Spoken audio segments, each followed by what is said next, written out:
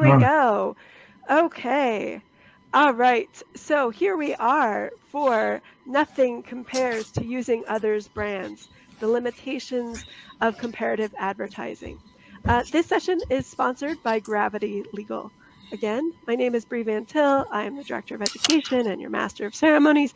I'm here to make sure that your conference is amazing. All right. So I warned you this was going to happen.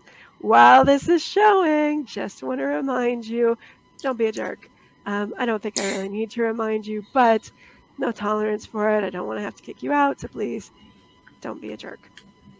Okay, please note that we are offering CLE credit for this session through the state of California. But there are several requirements for that. Number one, it is for live attendance only. So I need you here the entire time. That is the entire 70 minutes of the presentation. I need you to write down the CLE code. I'm going to say it twice. I'll also hold it up for you. Please make sure to write it down. Don't trust yourself to remember it. It does need to be exact. There won't be any spaces. I will send you a survey at the end of the session. You're going to put the code in the survey and then submit that survey. And again, you will get an email letting you know, or sending you your certificate of attendance. All right, this should go without saying, but Alt Legal is a legal technology company. We're not a law firm. We're not giving you legal advice. And, the upcoming presentation expresses Richard's views. I'm sure they're great views, but they're not necessarily Alt Legal's views. Pardon me. Please feel free, as always, to use the chat to talk amongst yourselves. If you have any questions for Richard, please put them in the chat, but please preface them with the word question. Pardon me, everybody. I apologize for that. Again, put those questions in the chat with the word question in front of them, and somebody from our team will make sure that he gets them. I'm pleased to welcome our speaker, Richard Lehv. Richard is a senior litigation counsel at Fross Zelnick, and he's practiced trademark law for over 40 years. So when he's not busy being a lawyer in New York, or busy being the best lawyer in New York, the US, or the world, you can find him teaching trademark law at Columbia, his alma mater. Here we go. Here's Richard. Hi, thank you. I'm going to be talking about false advertising and comparative advertising. And I hope you'll find this educational, informative, and maybe even entertaining. So when I was growing up in the 1960s, we almost never saw a TV commercial on TV that mentioned a competitor by name. The advertisers didn't want to give free advertising to their competitors, and the TV networks wouldn't allow those kinds of ads. Early comparative advertising, therefore, referred to the competitor anonymously. They would refer to it as brand X or a leading brand. They left it to our imagination to figure out who they were talking about. But in 1972, the TV network started to allow comparative ads that mentioned competitors and their products by name. And the Federal Trade Commission weighed in on this, also supporting the change. So here is the 1979 version of the FTC's statement of policy regarding comparative advertising. They said, comparative advertising, when truthful and non-deceptive, is a source of important information to consumers and assists them in making rational purchase decisions. Comparative advertising encourages product improvement and innovation and can lead to lower prices in the marketplace. For these reasons, the Commission will continue to scrutinize carefully restraints upon its use. In other words, they will scrutinize any attempts to block comparative advertising. So as we look at the commercials I'm going to show you and some of the other ads, ask yourself, do these comparative ads provide important information to consumers? Do they assist them in making rational purchase decisions? Do they encourage product improvement and innovation? Or are they merely fertile ground for litigation? But before I get to the TV commercials, I want to show you an early case, 1962. This actually was a TV commercial. It was a local ad run here in New York. Alexander's department store was a discount department store. And what they did was they would go to Paris and have somebody go to the Christian Dior runway show, make sketches of Christian Dior's dresses. And before the original dresses could be sold in New York at the high-end department stores, they would have cheap copies made and sell them at their discount department store. Now then, as now, there's very little protection for dress designs, and there wasn't much they could do about preventing the copying of their dress designs. But they did sue Alexander's over the commercial that Alexander's ran, which was a singing commercial. So it showed women wearing these dresses, and there's a chorus or a group of singers singing in the background. Now, I can't sing, but I'll read you the lyrics of the song, which the Second Circuit very helpfully printed in a footnote to the decision. The song in the singing commercial goes, Dior, Dior, Christian Dior, the latest, chicest, sleekest clothing you've been waiting for. That's Christian Dior. Dior, Dior, Christian Dior. Now, mind you, this is an ad for dresses that are not made by Christian Dior. These are cheap copies. And it goes on, for coats with an elegant swirl, Dior, Dior, Christian Dior, whose dresses make you look like a girl. Suits fit floppier, they flatter any form. Even if you're just above or just below the norm, Dior, Dior, Christian Dior, the latest, chicest, sleekest clothing you've been waiting for. That's Christian Dior. Now, the Second Circuit, they went to the district court and they went to the Second Circuit. And believe it or not, the Second Circuit said it was perfectly okay to run this singing commercial that mentions the name Christian Dior a dozen or more times for dresses that are not made by Christian Dior. The Second Circuit reasoned that if you have a lawful right to make the dresses, you have a lawful right to advertise them. In my view, I question whether this would be allowed today, all these years later. I think this just goes too far. But in 1962, this commercial was allowed. Here's another one, another early case. This involves a line of perfume copies. Smith had a line of perfume copies, which he called the Tehran line of perfumes. And he said in his advertising that his perfume copies, quote, duplicate 100% perfect the exact scent of the world's finest and most expensive perfumes and colognes at prices that will zoom sales to volumes that you have never before experienced, close quote. And then he goes on to say, we dare to try to detect any difference between Chanel No. 5, $25, and Tehran's Second Chance, $7, close quote. And then at the bottom of the footnote, he said, registered trade name of original fragrance house. Well, believe it or not, the court said he could do this. The court went all the way up to the Ninth Circuit, and they said, one who has copied an unpatented product sold under a trademark may use the trademark in his advertising to identify the product he has copied, close quote. So now what? Now imagine you are the lawyer in the Ninth Circuit who got this decision, and you call back to Paris to Chanel. In those days, Coco Chanel was still alive, and you speak to her directly, and you explain what happened, and she chews you out in French for 20 minutes, and then she says, you know, there's something funny going on here. The formula for Chanel No. 5 is a closely guarded secret. Only I know it, and the guy who actually makes the perfume for me knows it. So they couldn't possibly have copied our perfume 100% exact. So what do? Well, here's what they did. They went back to court, and they proved that these were not 100% duplicates of Chanel No. 5. They used a machine called a gas chromatograph, which was able to detect the elements in the perfumes, both the original and the copy, and they proved to the court that it was not an exact copy. And the district court on remand said the court heard extensive evidence leading to finding that Smith had made numerous false misrepresentations in his advertising relating to the asserted equivalence of his Second Chance perfume products with those of Chanel No. 5. The court therefore granted Chanel a permanent injunction, and that was affirmed by the Ninth Circuit. It took several years to do this, but that's what happened. So as a result, the perfume copiers wised up. They said, oh, we're not going to make extreme claims like 100% duplicate. We're going to say, if you like Chanel No. 5, you'll like Tehran, things like that. In those cases, sometimes they win, sometimes the perfume houses win, sometimes they lose. Here's a case I had along the same lines. Well, did I miss a slide here? All right, let's before we go to that one, let's look at the text of Trademark Act Section 43, which governs here.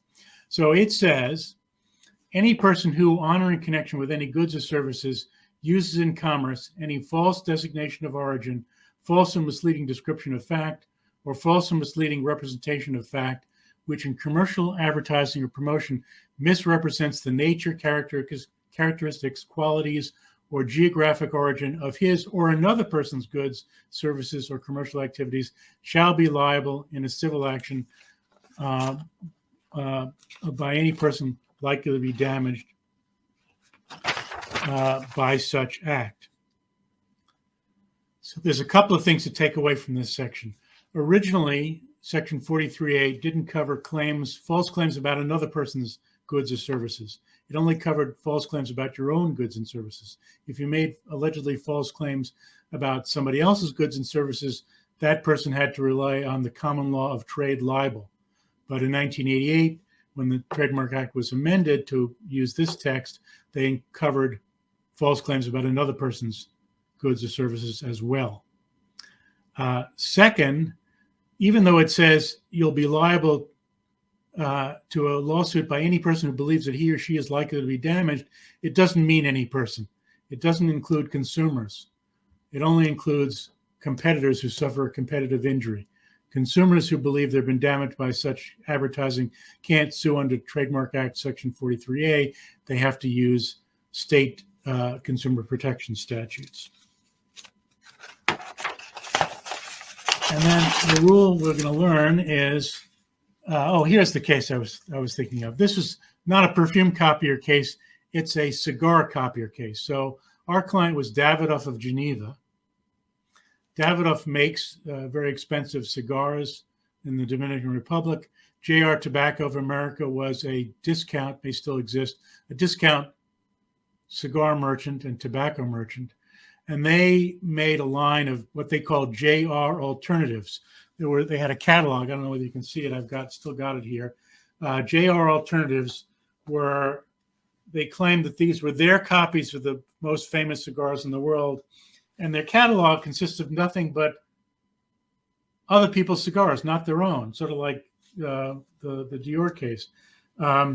So all there is in this catalog is pictures of famous cigars, but what they're selling is their alternatives to these cigars. And they made all kinds of claims about how they had gone to the manufacturers of the most famous cigars in the world and gotten copies made. And one claim stood out in particular. They said in the catalog, quote, "Our fine cigars are handmade to be comparable in size, shape, taste, and blend to the famous brand shown above at a fraction of the original price," close quote. So we sued them based on this catalog. We said, there's a lot of false advertising in this catalog. And their response was, no, our cigars are comparable. And you haven't proved that they're not comparable. And I said, we don't have to prove that the cigars are comparable.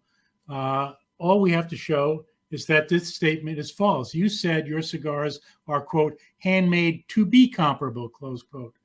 And I had taken in discovery, I had gotten the name and discovery of the company that made these cigars for JR Tobacco. And I went to them and I said, did you make these cigars to be comparable to Davidoff and the other brands? And the guy said, no, I didn't make them to be comparable to anything. I just sold JR an off-the-shelf cigar that I make. It's my cigar. I don't advertise it or claim it's a copy of anything. It's just my cigar. I don't know how JR Tobacco advertises them, but I certainly didn't tell them these are made to be comparable to the famous brand. So armed with that piece of information, we convinced the court that the statement that these are handmade to be comparable was a false statement. It's a statement that they did something when in fact they did nothing of the kind. And the court agreed with us and gave us judgment prohibiting these ads. Another case that doesn't involve a TV commercial, it involves product packaging. Palm Wonderful sued Coca-Cola, which makes Minute Maid fruit juice blend. Minute Maid fruit juice blend contains 99.4% apple and grape juice, 0.3% pomegranate juice. That's 0.3% pomegranate juice, 0.2% blueberry juice, and 0.1% raspberry juice. But here's the label. The label says Minute Maid 100% fruit juice blend, and then it says pomegranate blueberry. So Palm Wonderful, which makes its own pomegranate juice, sued Coca-Cola, which makes Minute Maid, and they said this is false advertising because this is not pomegranate blueberry juice. This is basically apple juice with a tiny amount of pomegranate and blueberry juice in it. And Minute Maid defended. They said, well, we comply with FDA labeling requirements. If you look at the back of our bottle, we disclose what's in it, and we disclose the percentages. And went all the way up to the Supreme Court, and the Supreme Court said, even though they complied with the FDA requirements for labeling, this label can still be misleading and subject to lawsuit by a competitor in that it arguably misrepresents the juice by calling it pomegranate blueberry juice. So even though they comply with the FDA requirements for labeling, they could still be subject to a lawsuit by a competitor under Section 43A. So let's talk about the basic rules of false advertising. And you'll see this time and again in the ads to the commercials I'm going to show you. First, if the plaintiff can show that the ad is false on its face, the court can enjoin it without further evidence. So if I sell plumbing fixtures for your kitchen sink and I say they're made of 24 karat gold, when in fact they're made of brass, that's false on its face, and a court can enjoin that without any other evidence other than my testimony that it's made of brass. But if the ad is ambiguous, it's capable of conveying a false message, the plaintiff must show through evidence of, quote, consumer reaction, close quote, and that's generally a survey, what that false message is. And third, the false message must be material. That is, it must affect purchasing decisions. It can't be just some minor false mistake of fact in an ad that nobody really cares about. It has to be material to affect purchasing decisions. So with that background in mind, let's look at some commercials. So the first one is another Coca-Cola case. This is Coca-Cola against Tropicana Products. Here Coca-Cola is the plaintiff. And this commercial features former Olympic gold medal winner Bruce Jenner speaking on behalf of Tropicana orange juice. He's shown holding a sealed Tropicana juice carton, then squeezing an orange and pouring its juice into an open carton. He says, quote, it's pure pasteurized juice as it comes from the orange. It's the only leading brand not made from concentrate and water. So let's show the commercial.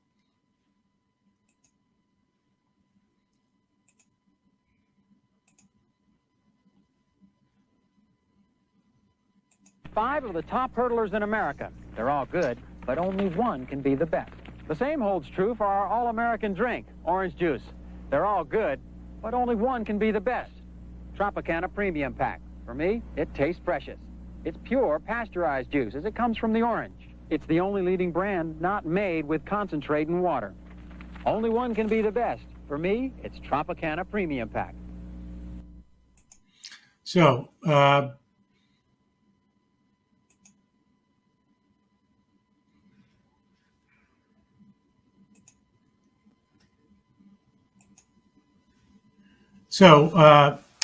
that case went to the Supreme Court.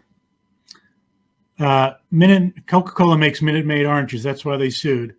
The Second Circuit said the ad was false on its face because it explicitly represented that Tropicana is made by, quote, squeezing oranges and pouring the freshly squeezed juice directly into the carton, close quote. It was also false, the court said, because, quote, pasteurized juice does not come from oranges. In fact, pasteurization involves heating juice to about 200 degrees to kill microorganisms. So do you agree that this ad is false on its face? Who would take literally a claim that pasteurized juice comes from an orange? Who would believe that Tropicana is made by squeezing oranges one at a time and pouring the juice into the carton? Wouldn't consumers just think that this means they take fresh squeezed juice and all they do is pasteurize it and then put it in the carton? Well, the Second Circuit said, no, this is literally false, and then they enjoined the ad.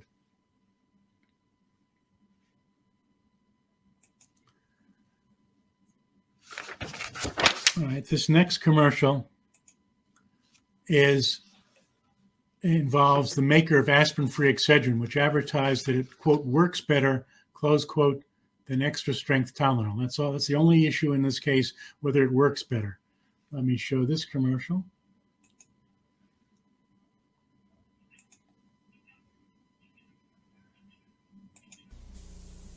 I'm not a complainer, but one thing I've noticed, when I have a headache, Tylenol helps, but sometimes not enough.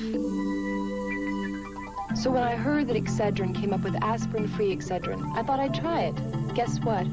It worked better than my extra-strength Tylenol. Headache. I mean, when I can get something that works better on my headache, why shouldn't I? From the makers of Excedrin, aspirin-free Excedrin, at last. The active ingredient in both products here is acetaminophen. The only difference is that aspirin-free Excedrin also contains caffeine.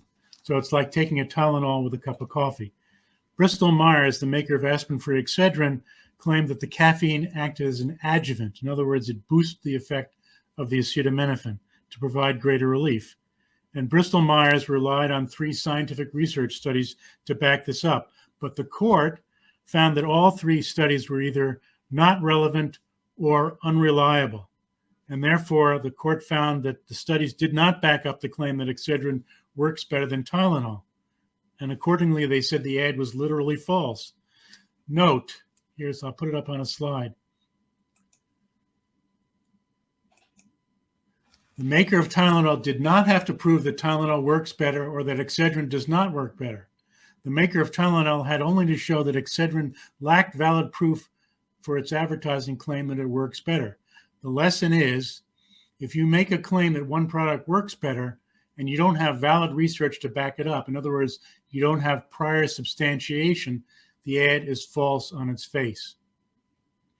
Now, could they have defended on the ground that it is just one person's opinion? In other words, the woman in the ad is just saying it works better for me? No, they can't. The FTC guidelines on testimonials say testimonials claiming specific results usually will be interpreted to mean that the endorser's experience reflects what others can also expect. Statements like results not typical or individual results may vary won't change that interpretation. The next one is for chlortrimeton, an allergy relief medication.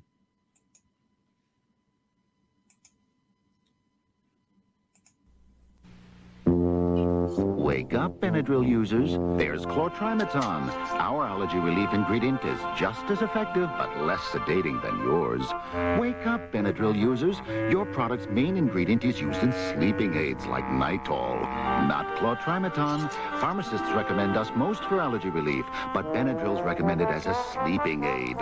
So wake up, Benadryl users. Try chlortrimeton, the allergy relief you want, less of the drowsiness you don't. So Warner Lambert, the maker of Benadryl, sued, and the parties in the litigation agreed that, first, although chlortrimeton is less likely than Benadryl to make one drowsy, it does make some people drowsy. And Benadryl, the second thing they agreed was Benadryl does not make everyone drowsy. So is the ad false on its face? The court held the ad was not literally false, but it enjoined the commercial based on surveys that showed that consumers believed from the ad that chlortrimeton does not cause drowsiness while Benadryl does. And if you remember the stipulation, chlortrimeton is less likely than Benadryl to make one drowsy, but it does make some people drowsy, and Benadryl doesn't make everyone drowsy. So based on that, they enjoyed the ad. Can we go back to the slides?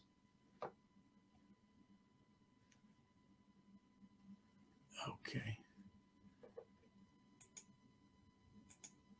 All right, this next commercial was run by MasterCard.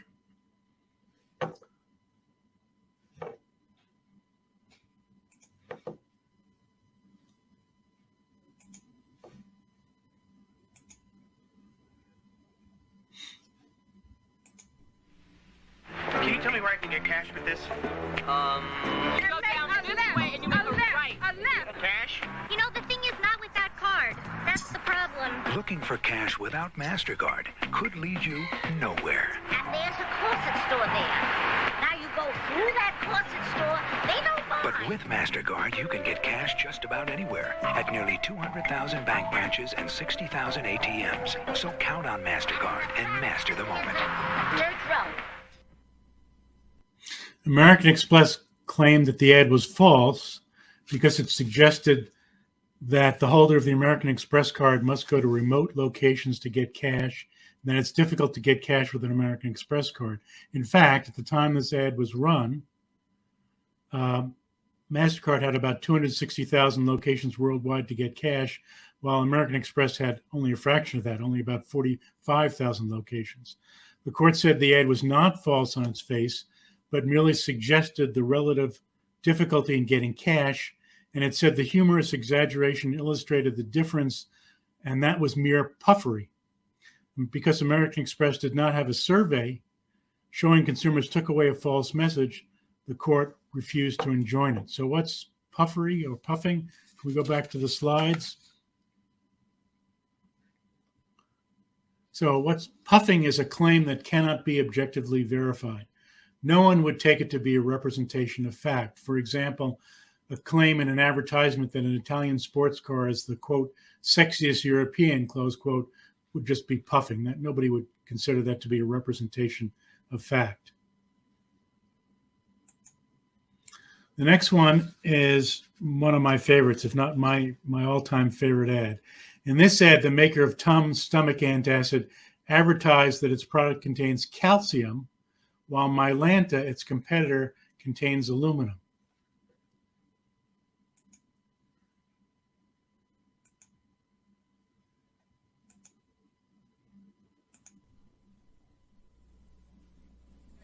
They ate the same lunch, got the same heartburn, but his antacid is very different. His Tums has calcium. Most antacids don't. Regular Rolaids uses an aluminum salt. This uses aluminum and magnesium. So does this. Of all these, only Tums helps wipe out heartburn and gives you calcium you need every day. Something my body needs anyway. I like that. Calcium-rich Tums. That's the one you want. So what does this ad say about the aluminum in Mylanta? I've seen this commercial dozens of times. It says absolutely nothing about the aluminum in Mylanta. The ad is very cleverly designed to take advantage of two facts that were in the news at the time, or so-called facts. The first is a real fact that as we get older, we lose calcium in our bones, and we need calcium to replace the calcium in our bones. That's called osteoporosis. The other fact, which is not a fact at all, was a study that purported to show that cooking food in aluminum frying pans can cause Alzheimer's. That study was debunked, but nevertheless, there was this feeling in the air that cooking in aluminum frying pans can cause Alzheimer's, and that aluminum is therefore dangerous. So the ad takes advantage of those two things. So Johnson & Johnson Merck, which makes Mylanta, offered a survey to show that the ad, although literally true, was misleading because it suggests that aluminum is a health hazard. The court held that Johnson & Johnson had not proved its case because the question used in the survey were leading and suggestive. And here's how the survey was done. Consumers in the survey were shown the commercial that I just showed you. When they were asked, what is the main idea of the commercial, almost none of them said that aluminum is dangerous or unsafe. However, when they were asked this question, quote, what, if anything, does the commercial say about the aluminum in Mylanta, close quote, over 40% said it was unhealthy. The court said this question suggested that the commercial does in fact say something about the aluminum in Mylanta, when in fact the commercial says nothing about the aluminum. The court rejected the survey and refused to grant an injunction. So this case shows you in a survey, or as in life, just the way you phrase a question can be highly suggestive. The next case is a case I was involved in. This is Coors Brewing against Anheuser-Busch. So our client, Anheuser-Busch, the maker of Natural Light beer, ran an advertisement comparing Natural Light to its competitor, Coors Light beer. So Coors Light had advertised for years that it is made in the Rocky Mountains, and it called itself the Taste of the Rockies. It developed a cult following. People asked friends who were visiting out west to bring it back in the trunk of their car. It became too successful. Demand outstripped brewing capacity in Colorado. So you have to know a little bit about how beer is brewed.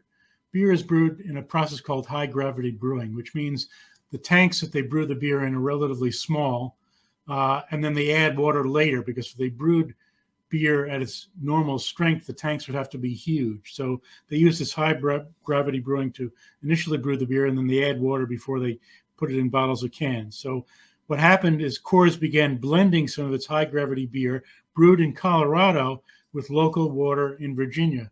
And our client ran an ad to poke fun at that.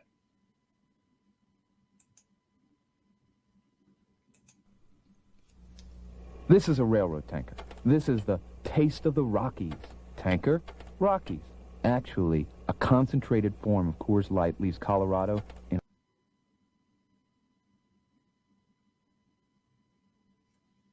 or it's sent to you. So what's it going to be? The Rockies concentrate or an ice-cold natural light that leaves our local breweries fresh and ready to drink? Like this. Not like this. So drink fresh, cold natural light. And don't be railroaded.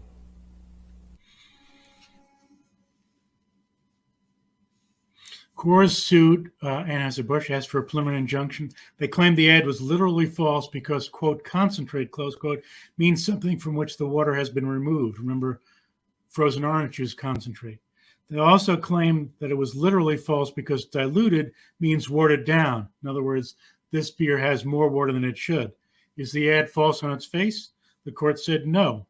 The court said concentrate has a number of definitions, including something that is rich, strong, or undiluted. These definitions could truthfully apply to the unblended beer shipped by Coors across the country. Coors also claimed that it was implicitly false. It submitted a consumer survey that tried to show that the commercial implied that Natural Light and Coors Light were made by different processes, when in fact Natural Light, just like Coors Light, is made by a process that involves high gravity brewing and adding water later. The court said the survey was not reliable because the questions were leading, in particular this question. Let me see if I have the question. Yeah, here's the question. Based on this commercial, do you believe that Coors Light and Natural Light are made the same way, or are they made differently? The court said this question assumes that the commercial conveys some message comparing how the two beers are made and is therefore improper. As a sidelight, the court asked if we had an expert to critique their survey, and I said, no, I don't need an expert. This question is clearly improper under the Malanta case, which I just showed you. I didn't think a survey was necessary, and the court said, no, I agree, you don't need your own expert. Also, the other side argued that we didn't do our own survey, and in response to that, I said, we don't need to do a survey. We're the defendant. We don't have the burden of proof. You have to justify that your survey was done properly. We don't have to do a survey of our own. The court agreed with me on that and refused to prohibit the Natural Light commercial. Here's one more. Let's see whether the rules I've been talking about apply in this case. So this is an ad for Polar Seltzer.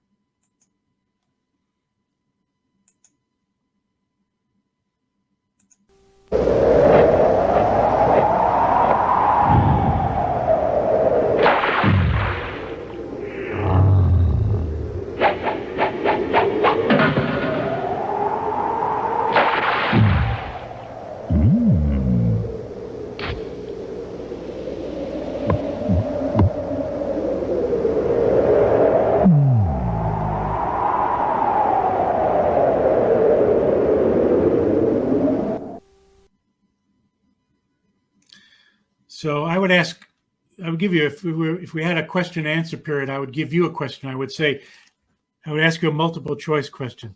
Is this ad, 1, false on its face, 2, ambiguous but capable of conveying a false message, namely that Coca-Cola is unpure, or 3, perfectly okay? When I ask this in classes and in other lectures, most people say it's perfectly okay, but surprisingly, the court said it was not okay and enjoined it, issued a preliminary injunction. The court said it implies that Coke is not pure. But based on the rules I gave you before and the cases we looked at before, if it only implies that it's impure and doesn't say on its face that it's impure, don't they need a survey? They didn't have a survey. The court issued an injunction based on its viewing of the commercial alone without a survey. Seemed surprising to me. but that's what happened here. The next one involves Listerine and dental floss. And let's look at this one.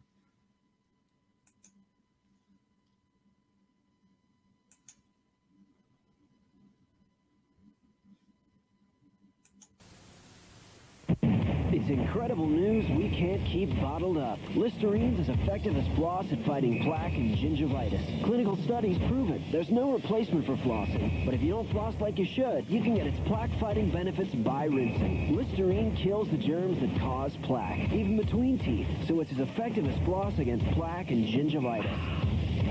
And it's so easy. Listerine. As easy as rinsing, as effective as flossing against plaque and gingivitis. So the ad says Listerine is as effective as floss. And they said they had scientific studies to back that up. The court said this ad was false in its face because it looked closely at the scientific studies and said they were not reliable and did in fact back up the claim that Listerine is as effective as floss. What the court said is that they showed that Listerine is as effective as floss, as effective as flossing only when flossing is not done properly. They had no study to show that when you floss properly, that Listerine is as effective as flossing. So the court said, the court valued a consumer survey, of course, also valued a consumer survey that showed between 1/4 and 1/3 of consumers took away the false message that you can replace floss with Listerine, and then joined the ad. Let's go on to the next one.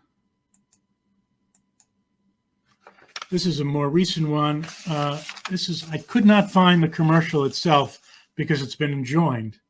It's been taken down from most websites. But basically what it is, it's an ad by Chobani attacking Dannon low-fat Greek yogurt. And it takes place at a swimming pool. And it says that Dannon uses in its low-fat Greek yogurt the sweetener sucralose. And it says, quote, that stuff has chlorine added to it. That stuff meaning sucralose. And then the person who was about to eat a container of Dannon low-fat Greek yogurt, who's sitting by a swimming pool, tosses it in the trash. And the idea is that they're trying to show that sucralose somehow is the same chlorine as swimming pool chemicals. And the ad also includes the phrase, no bad stuff. The court enjoined this ad, saying that the statement that it has chlorine added to it is false. Yes, sucralose has some chlorine atoms in it, but lots of harmless products contain chlorine atoms. Table salt contains chlorine atoms. So it's misleading to say that that has chlorine added to it. And the phrase no bad stuff is also misleading and false because sucralose has been found by the FDA to be perfectly safe as an artificial sweetener. The next one is similarly takes advantage or tries to take advantage of consumer understanding of or misunderstanding of various things. So this is an ad that was run during the Super Bowl in 2019. Anheuser-Busch ran this commercial highlighting Miller Coors' use of corn syrup in brewing Miller Lite and in Coors Light as compared to Anheuser-Busch, which doesn't use corn syrup, it uses rice and Bud Light. So this ad is trying to take advantage of some belief that corn syrup is not as good as rice to brew beer. It takes advantage of people's misunderstanding of how beer is brewed. Basically, whether you use rice or corn syrup when you brew beer, the yeast changes the rice or the corn syrup into water, carbon dioxide, and alcohol. There is no rice or corn syrup in the finished product. It also may be trying to take advantage of people's belief that high fructose corn syrup, which is not involved in these products at all, high fructose corn syrup can lead to weight gain and possibly help cause diabetes. So here's the commercial that was run. And by the way, this commercial was also part of a whole ad campaign that also used billboards and other ads. Some of the billboards said Bud Light contains, quote, 100% less corn syrup than the others. Bud Light makes a direct reference to, quote, no corn syrup without any reference to brewed with, made with, or uses. Miller Lite and Coors Light, and it says they have corn syrup without including any reference to brewed with or made with or uses. So it's a whole ad campaign. Some of it was allowed, some of it was enjoined. Here's the commercial.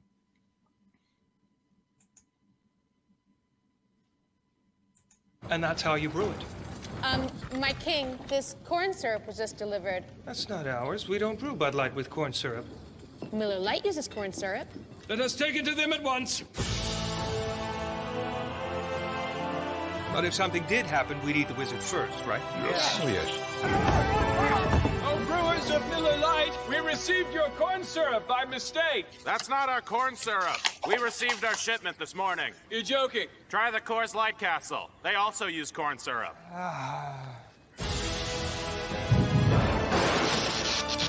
Can you smoke outside?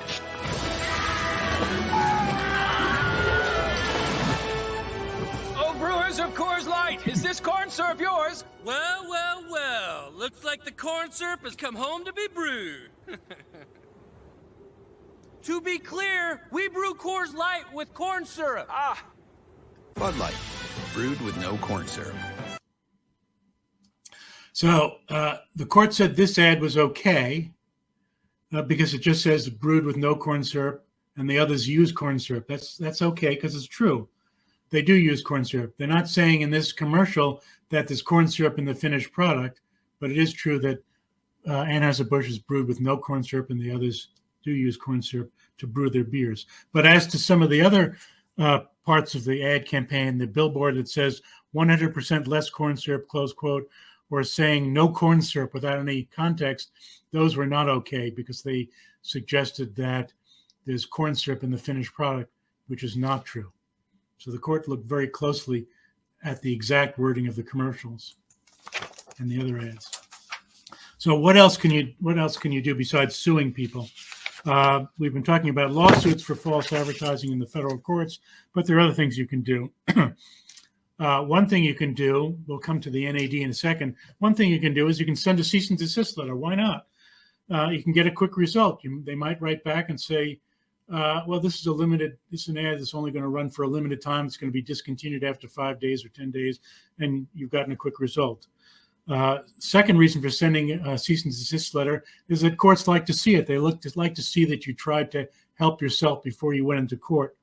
The third reason to send a cease and desist letter is you can find out from their response to your letter what prior substantiation they have for their letter. They might write back and say, our ad is completely true. Here's why it's true. And they'll tell you what they did to substantiate it.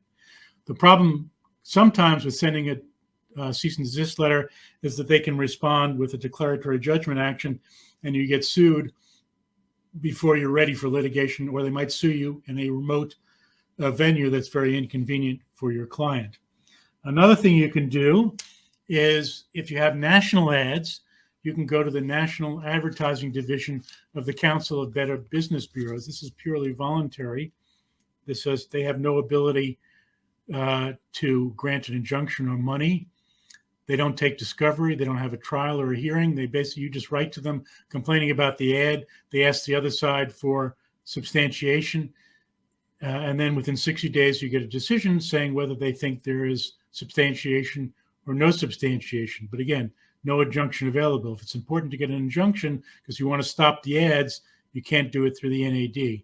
They can only request that the advertiser modify the ad, and they can shame the modifier because they list ads that they have found to have no substantiation. But that may not be what you want when an ad is running on all over the place that you want taken down. And there's also an appeal process. You can appeal to the National Advertising Review Board. They do have hearings, but this could cause further delays, especially if you want an injunction. There's also the Federal Trade Commission and the Food and Drug Administration, and they have different jurisdiction. The FDA has jurisdiction over labeling for prescription drugs and advertising for prescription drugs. They also have jurisdiction over labeling of over-the-counter products. The Federal Trade Commission, the FTC, has jurisdiction over advertising of over-the-counter products. There's no private right of action under the Federal Trade Commission Act. And the FTC has limited resources, and they generally take a hands-off approach, knowing that parties have access to the courts. And there are little FTC acts in various states, and sometimes state attorneys general will take action under these little FTC acts. There is something else you can do, in addition to what I've talked about. You can run your own comparative ad. And here are two examples of what I mean by that. This is a political ad. This occurs mostly in the political context. So here's an ad going back. This goes back to the campaign where Bill Clinton ran against the first George Bush in 1992. This is a Bush ad. Bill Clinton says he'll only tax the rich to pay for his campaign promises. But here's what Clinton economics could mean to you. $1,088 more in taxes, $2,072 more in taxes.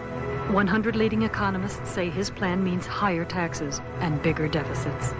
$1,191 more in taxes, $2,072 more in taxes. You can't trust Clinton economics. It's wrong for you. It's wrong for America. So the Clinton campaign, faced with this ad, didn't bring a lawsuit. They just decided to run their own ad. Sorry. We have to go back to the videos. So they ran this ad. George Bush is running attack ads. He says all these people would have their taxes raised by Bill Clinton. Scary, huh? Misleading, says the Washington Post. And the Wall Street Journal says Clinton has proposed to cut taxes for the sort of people featured in Bush's ad. So why is Bush doing it? Because George Bush has had the worst economic record of any president in 50 years. George Bush is trying to scare you about Bill Clinton. But nothing could be more frightening than 4 more years. So this is a very effective ad, and in fact, Clinton won the election. It has become kind of a template for political ads where people take the original ad and say, why is he saying this stuff about me? He's the one who you can't trust. And in the Coors case that I handle involving Natural Light Beer and the Taste of the Rockies, Coors, in addition to suing our client, ran a sort of comparative ad of their own where they said, why is Anheuser-Busch running these ads? But that sort of thing is not done very often because it calls attention to the original ad, and people just don't do it very much.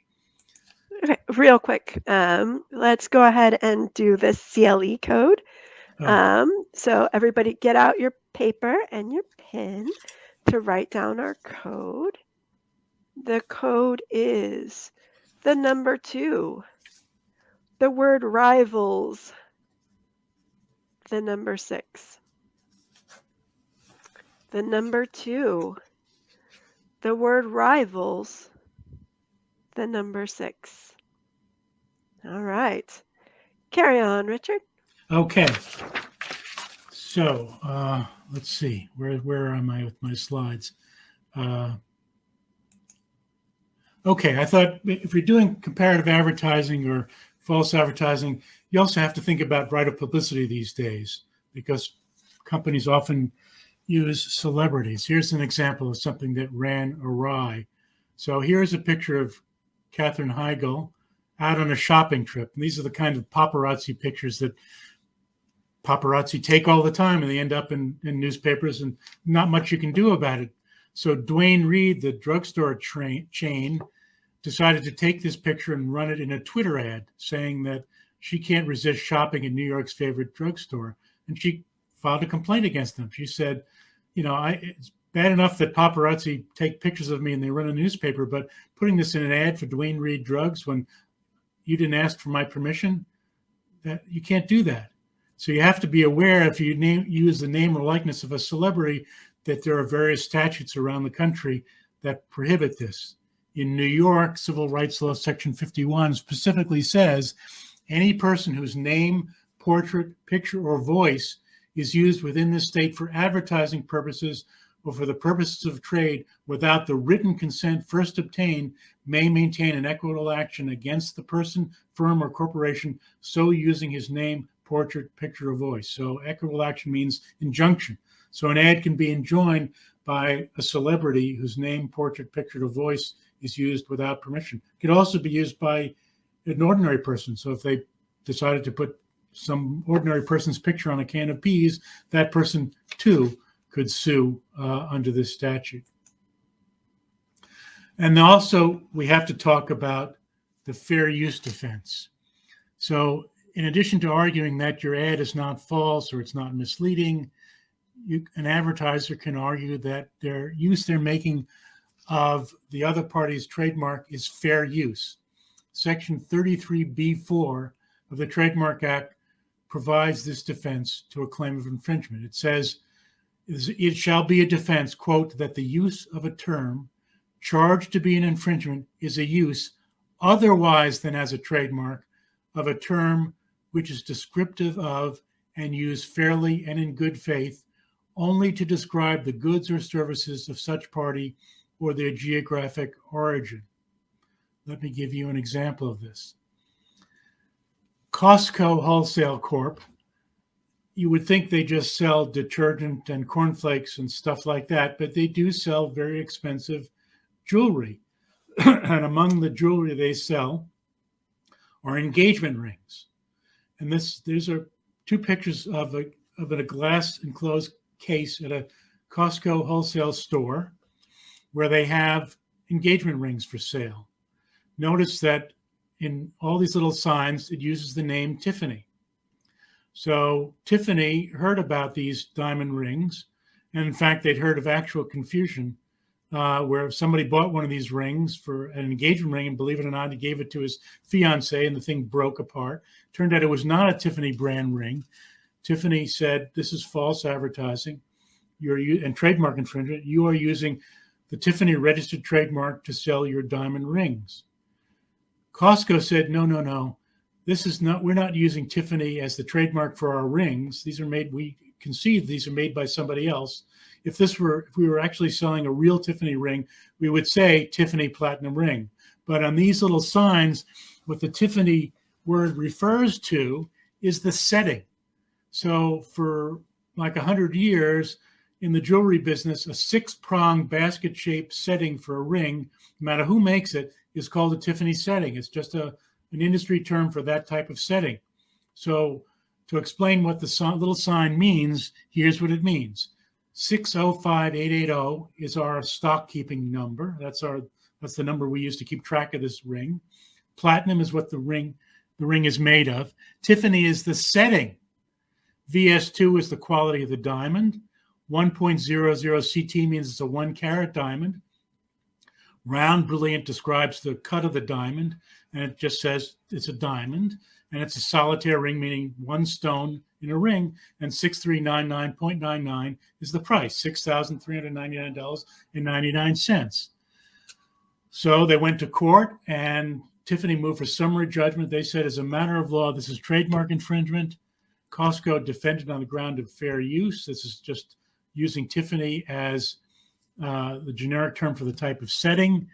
And the court agreed with Tiffany and held on summary judgment that this was trademark infringement, and further found that Costco had acted in bad faith in doing this. After years of litigation, the case went up to the Second Circuit.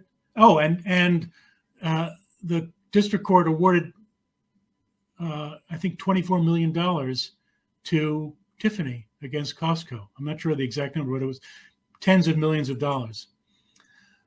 Went up to the Second Circuit, and the Second Circuit reversed. They said a jury could reasonably think that this refers to the setting. A jury could reasonably conclude that Costco did not use Tiffany as a trademark. Remember, Section 33B says otherwise than as a trademark. If you use it otherwise than as a trademark, that's fair use. So a jury could reasonably conclude that Costco did not use Tiffany as a trademark, Costco typically identifies the trademark associated with its branded products as the first word on the product. Costco produced hundreds of examples of signs for its engagement rings, none of which began with the word Tiffany or any other brand name. These were no-name rings. Instead, Costco's evidence demonstrates that it displayed the word Tiffany in the exact same manner, including typeface, size, color, and relative location on the signs, that it displayed setting information for other engagement rings. And they went on to say, a jury could reasonably find that Costco used the term Tiffany descriptively based on Costco's evidence that, one, Tiffany has a descriptive meaning independent of Tiffany's brand, and two, Costco intended to and did invoke the meaning when it created its point of sale signs. Costco has identified over a century's worth of documents suggesting that Tiffany, both alone and in conjunction with words like ring, setting, style, or mounting, is widely understood to refer to a particular type of pronged diamond setting. So based on that, they reversed, and ultimately the case was settled. Another case you should be aware of is Rogers versus Grimaldi. So this was another Second Circuit case where the famous director Federico Fellini did a fictional movie about two kind of over-the-hill nightclub dancers who called themselves Fred and Ginger. Obviously a reference to Fred Astaire and Ginger Rogers, but they didn't call themselves Fred Astaire and Ginger Rogers. They just had an act called Fred and Ginger in the movie. And Federico Fellini called the movie Fred and Ginger. Ginger Rogers sued Grimaldi, that's the producer of the Fellini movie, and said, this is infringing my right of publicity. People are going to think that I sponsored, endorsed, or approved this movie, or that I was somehow involved in the production of this movie. The Second Circuit said, well, that claim may make sense on some level if it was a consumer product, but a movie is an expressive work. An expressive work is entitled to protection, just like a book or a play. It's entitled to protection of the First Amendment. And the title of an expressive work is also entitled to protection under the First Amendment. So the court in the Second Circuit came up with this test. It said the Lanham Act, that's the Trademark Act, will not bar the use of a title, quote, unless the title has no artistic relevance to the underlying work whatsoever, or if it has some artistic relevance, unless the title explicitly misleads as to the source or the content of the work. So in this case, the court said, in the story, these two dancers are calling themselves Fred and Ginger. That's part of the story. They have a right, Fellini has a right to make a story like that. And because the title has artistic relevance to the underlying work, the title is protected as well. And it's a very tough standard to meet. It says no artistic relevance to the underlying work whatsoever. So the Second Circuit is basically saying we don't want to get involved in close questions of what's artistic relevance. It has to have no artistic relevance whatsoever. Or it has to explicitly mislead as to the source.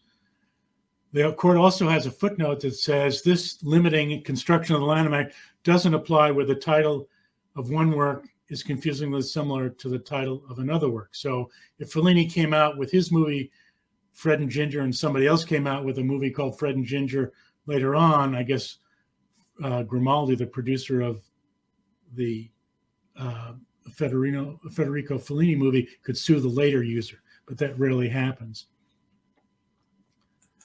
So the other question that's come up is, how far does Rogers versus Grimaldi go in terms of what's an expressive work? Does it only protect books, movies, plays, or does it protect other types of items? So this has now come up in the Supreme Court in a case where the maker of Jack Daniel's whiskey has sued the maker of a chew toy that looks like a Jack Daniel's bottle. It's a chew toy for dogs, like a soft toy that a dog would chew on. And this has gone to the Supreme Court. It's going to be argued this spring. And the question is this chew toy an expressive work? Is it entitled to the protections of Rogers versus Grimaldi, or is it just a consumer product, which is just where the test is simply likelihood of confusion? We'll see this spring. Another fair use defense that you should be aware of is the nominative fair use defense. And this derives from a case called involving New Kids on the Block, where somebody did a telephone survey involving who is your favorite singer in the boy band New Kids on the Block. And the New Kids on the Block sued. They said, you can't use our name, New Kids on the Block, in the advertising for this telephone survey. You're making money off our name because you get paid a few cents each time somebody calls in and votes in this survey.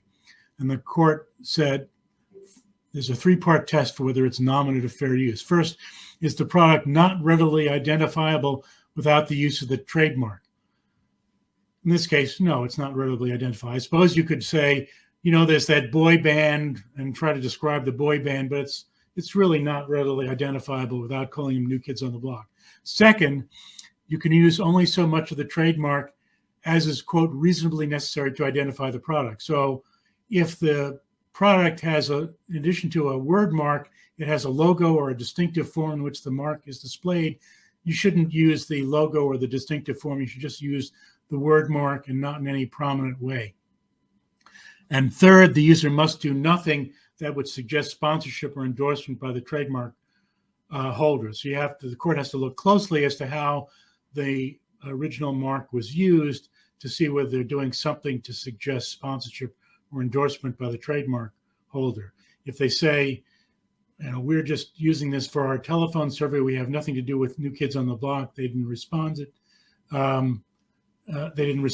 it. They didn't sponsor it or endorse it, then that would go a long way to show that it's not endorsed or sponsored by the trademark holder. So I think that is that covers my my program, my presentation. I'll be happy to answer any questions if anybody has any. I see. Yeah, Richard, we've got a couple of questions here in the Okay. chat. And if others have questions, make sure to get those in the chat so that we can get them over to Richard. Okay, so reading up from the bottom, this is an interesting question. What would the parameters be for the surveys? How many consumers would you need to survey? That's a very interesting question. Surveys have built into them something called sampling error. Basically, when you see ads around election time that one candidate is leading the other by a certain percentage, and the survey was done with 1,000 voters, registered voters, and it has a sampling error of plus or minus 3%. That means the results that we showed in our survey could be off by 3% in either direction. In U.S. elections where they can be very, very close, especially in battleground states, plus or minus 3% could be way off. But surveys for advertising typically don't use 1,000 people. They use much less. They use perhaps 200, and they don't do them in shopping malls anymore. They don't do them by telephone anymore. They do them on the internet, and they generally use maybe 200-300 people. The sampling error would be very high for only 200 or 300 people, but because these kinds of surveys, internet surveys, are used by businesses for multi-million-dollar business decisions, the courts have accepted them. And there you go. I mean, it's very hard. Sometimes in a survey case, I'll ask the other side survey expert, what's the sampling error? And the survey expert will say, well, it's plus or minus 5% or whatever, based on this formula. But you can't calculate a formula for an internet survey because it's not a random survey. I hope that answers your question. If you have other questions about how to conduct surveys, I'll try to answer them. A couple of questions about using a competitor's keywords in Google Ads. Using a competitor's trademark as a keyword in Google Ads. This could be the whole topic of a whole other presentations. The cases are all over on this. Some courts have allowed you to use a competitor's name as a keyword. Some courts don't. It really depends on how you use it in your ad. If you use it in the ad, you can use the keyword on Google. So you can say anytime somebody uses Miller Lite, I want you to run a Coors Light or a Bud Light or a Natural Light. If you use Miller Lite in the ad that pops up, you might have a problem. But if you use your own product in the ad, you might not have a problem. I don't want to go into this because I haven't really done a deep dive into this in a while, but let's just say it's a complicated issue and it's a subject for a whole other presentation. Question, how do they even do a sampling anymore? No more dragging people into a back room in the mall. Yeah, that's true. They don't use malls anymore. They don't even use telephone interviewing. It's too hard to get people on the phone these days. They do it on the internet. They have panels of thousands and thousands of people who agree to participate in the panel, and then they take a subsample. If I'm interested in doing a survey about toothpaste, I'll ask to get a subsample of people who use toothpaste, which is probably everybody, or people who who drink orange juice or drink light beer or whatever. I can get a sample of that, and then I'll do the survey among those people as well. Can you use the national BBB finding in a subsequent court action for claims or injunction? Note, you may have addressed this, but I had an interruption. I don't see why you couldn't point it out, and it's not binding on a court, just the national business, national advertising division saying what they think, but why not? You can put it in. The court will make its own decision. Other questions? Other questions? Do we have any others? One question they had was, when they're doing internet surveys, how do we know that there are people completing the surveys as opposed to bots? Do you know anything about security on those electronic surveys? Yes, they do. They go to great lengths to make sure that it's a person and not a bot. For example, they will say, they do the same, it works similar to the way CAPTCHA does on an internet when you're signing in. They'll say, click on all the photographs that show a traffic light. They do something similar. They'll say, in the question below, where it says other, I want you to write the word, type in the word other. So it'll say 1A, 2B, 3C, D4, and then a blank space. And you're supposed to fill in the type of the word other in the blank space. A bot could not do that. They'll also have things like, if they want to know what social media you use, they'll put in a social media that doesn't exist, some fake name, and say which social media do you use? And if a person checks off all of them, including the fake one, they know that person is just checking yes to everything, and they'll get rid of that person. And they have other ways of determining whether it's a real person and not a bot answering the survey. Perfect. Well, thank you so much. That is all of the time that we have for this session. But remember, brand new thing this year, we will have a post-session discussion in about 5 minutes. So take a quick bio break, grab a snack, grab a drink of water, and I will see you at the post-session discussion in about 5 minutes, so at 12:55 Eastern Time. You can find the post-session discussion in the breakout rooms. It should be the very first one. Or again, if you prefer to discuss a different topic, feel free to go to a different breakout room. After the 20-minute discussion, we're actually going to have a break for lunch. And then I will see you back here in the stream tab at 1:45 Eastern Time for When Imitation is Not Flattering, Cultural Appropriation in Trademarks. Thank you so very much, Richard, for this presentation. It was absolutely wonderful. We really appreciate it. And definitely there was a lot of nostalgia hit here as people were like, oh, I remember this commercial. I haven't seen that since Quick question, how do I get to the breakout room? Yeah. I'll send you a link, Richard. Okay, great. Okay, see you in 5 minutes. Thanks. Okay, wonderful. Thank you so much.